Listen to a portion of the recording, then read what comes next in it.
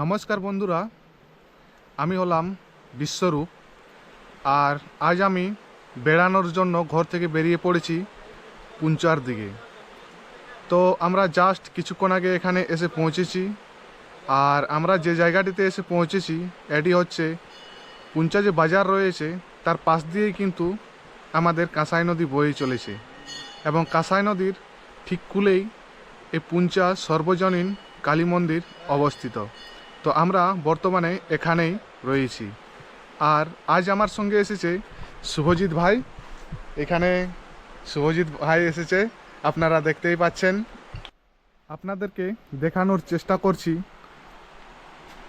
কাঁসাই নদী। এ হচ্ছে আমাদের কাঁসাই নদী বা কংসাবতী নদী।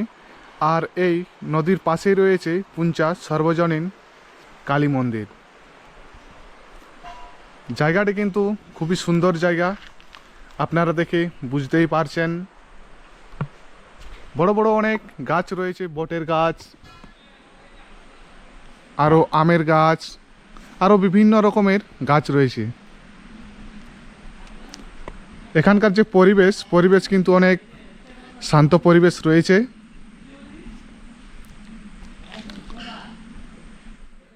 এ হচ্ছে কালীমাতার মন্দির।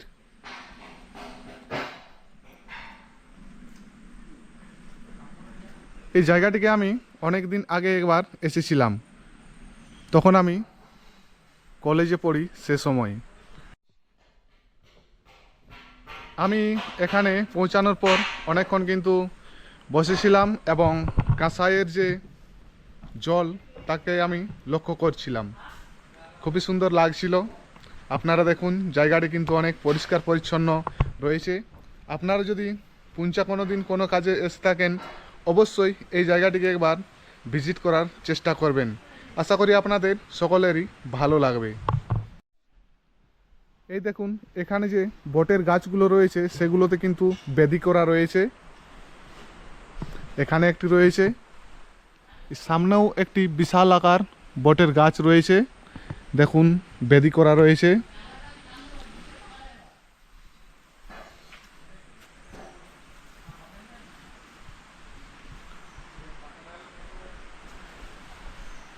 আর এই ফাঁকা জায়গা থেকে, মানে মন্দিরের সামনে যে ফাঁকা জায়গা রয়েছে, এখান থেকে কিন্তু কাঁসাই নদীর কিন্তু একটি দারুণ ভিউ পাওয়া যায়।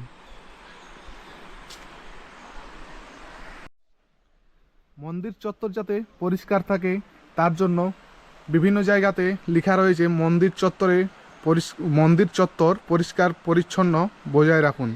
এখানে হয়তো চত্বরে লিখে ফেলেছে, যাই হোক, এরকম ছোটোখাটো মিস্টেক হয়ে থাকে।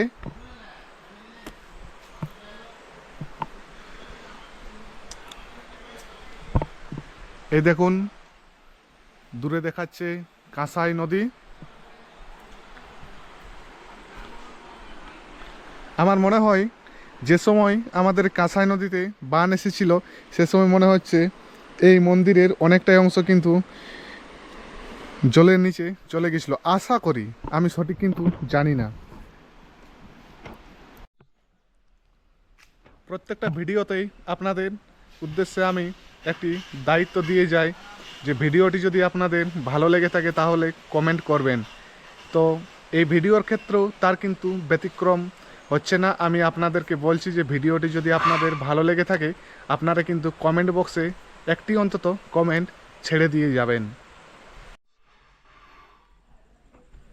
এই হচ্ছে কালীমাতার মন্দির। আপনারা দেখুন, মন্দির কিন্তু দারুণভাবে সাজানো রয়েছে, আপনারা দেখলে বুঝতে পেরে যাবেন।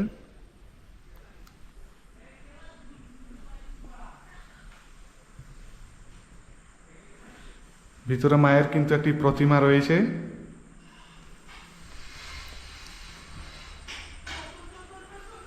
খুবই সুন্দর জায়গাটি।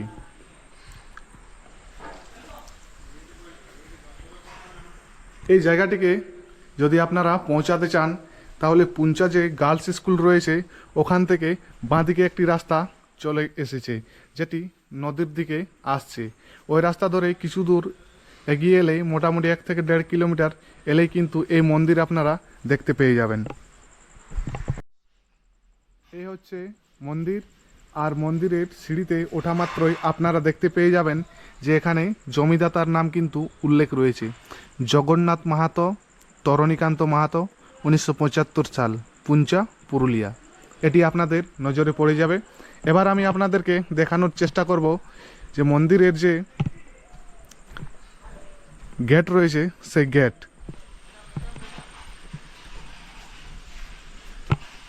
এ হচ্ছে মন্দিরের সামনের অংশ, আপনারা দেখতেই পাচ্ছেন।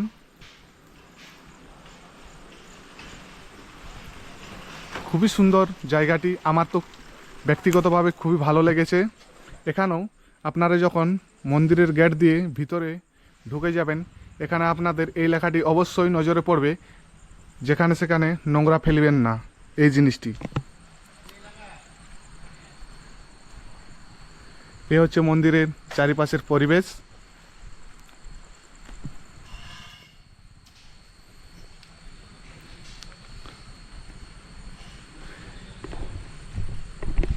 এখানে দেখুন একটি গাছের উপর লেখা রয়েছে জয় মা তারা, খুবই সুন্দর জিনিস। মনে যদি কোনো দুঃখ বেদনা থাকে তো আপনারা একবার এই জায়গাটিতে আসবেন, এখানে যে বসার জায়গাগুলো রয়েছে ওখানে বসবেন আর একান্তে সময় কাটিয়ে যাবেন। আর সাথে সাথে কংসাবতী নদীর যে প্রাকৃতিক সৌন্দর্য তা কিন্তু উপভোগ করে যাবেন।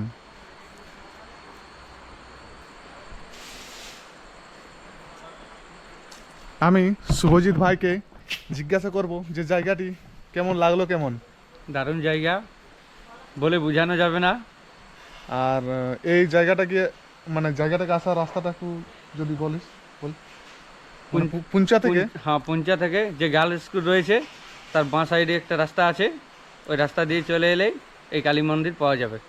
বিশেষত আপনারা যারা মানবাজার কিংবা পুঞ্চার মানুষজন তারা অবশ্যই বুঝতে পেরে গেছেন যে পথ নির্দেশটি কোনটি আমরা বলতে চেয়েছি। আশা করি আপনাদের ভুল হবার সম্ভাবনা একদমই নেই।